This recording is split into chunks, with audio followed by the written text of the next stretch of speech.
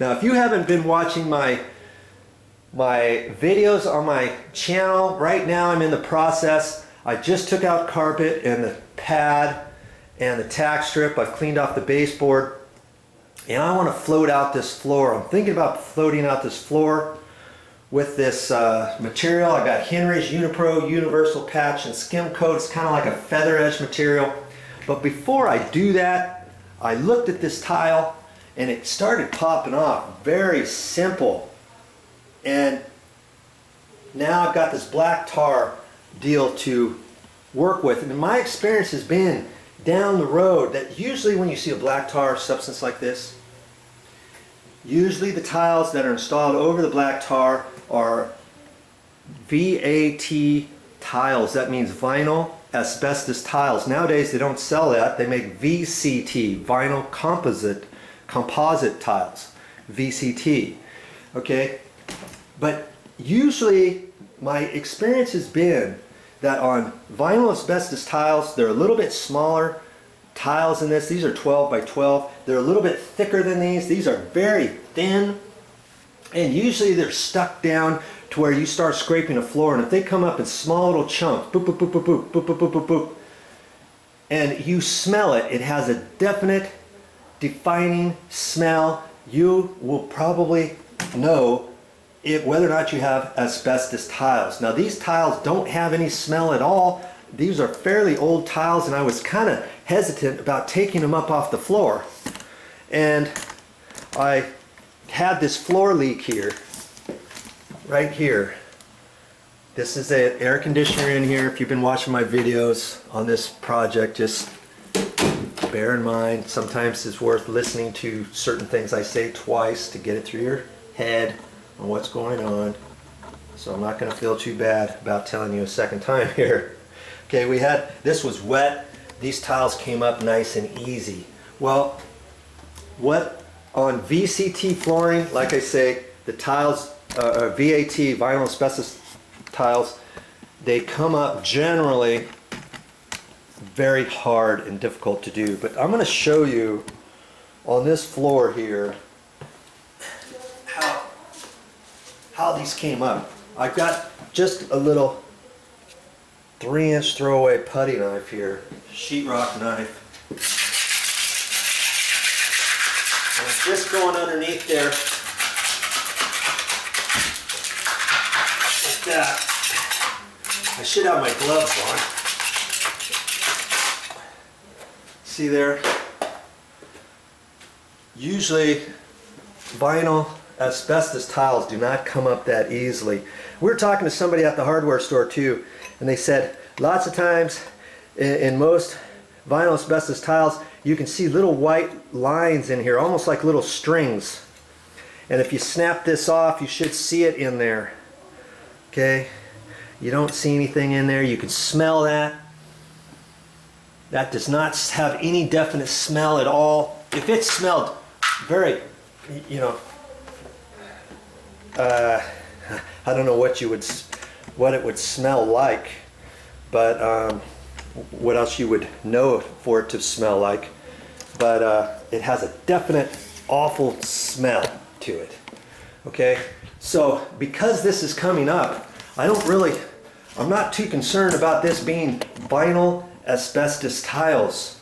Now, if you have any question, any home that's built before 1977, and at the hardware store they said 1968, so I'm getting conflicting reports on that, but I've been told 1977 or a house older than that, built before that, you could possibly have vinyl asbestos tiles in your house underneath your carpet or on your floor, and if you pull it up and the flooring looks like this, that could be vinyl asbestos tile. But that's why I'm kind of going over these different things to you. If you want, if you could pull up a tile, you could take a little sample to a company that does testing for asbestos. If you buy a house, let's say, before you think about buying a house, or if you're concerned before you're doing a remodel, you could have someone come out and take a test. And they'll take a test of your carpet glue, your tile that's underneath the floor, the mastic that's down on the floor, the take a sample of your sheetrock on your wall, because years ago they used asbestos in all the sheetrock mud. Did you know that? Yes. And so you can take a test of that. They could also take a test, like, see this ceiling is a popcorn ceiling. You see that up there? They could take a little bit of that and test that. You know, you could test the roofing material if you have rolled roofing or you know, asphalt shingles, let's say, anything like that. They'll do a study on the entire house for it if you want. It might cost you $2,500 to do that, and they'll send you a report. And you know, if it's a huge project, a huge property, maybe you want to do all that and spend that money first before you even close escrow, let's say. And then whatever you find, maybe that's going to cause you to reduce your price, your offer on the house, or maybe you walk away from that house because you know it's going to be too much work to remove all the asbestos. Because if this tile was asbestos, and if you had to have somebody come in here and abate it, this could cost thousands upon thousands of dollars, depending how much floor you have to do, because then they would probably take a test of your flooring, your glue there, and then they'd have to bag off the whole rooms, and then they'd go into a transition area where they would have to change their clothes into like spacesuit material. Then they have to monitor the air after that for X amount of hours, 24 or 48 hours afterwards, and take samples of the air 2 or 3 times before they call your place good and clean and stuff. So see, there's lots of things to think about when you get ready to do a remodel project. And that's what I'm right in the middle of wanting to float out this floor. That's why I was going to use this floating material right here to float out this floor. But now I'm deciding that I think the best thing for me to do is I've made the determination that I feel very comfortable in my assumption that this floor tile is not asbestos tile, because it came up so easily. Usually, it's been my experience, they never come up that easy. And these tiles should be just regular vinyl composite tile, okay, VCT, or another, you know, something like that from years ago. See how thin it is?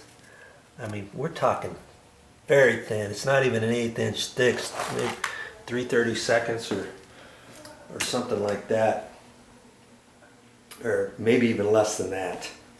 Okay, so back to my project. You know, I might not even use this.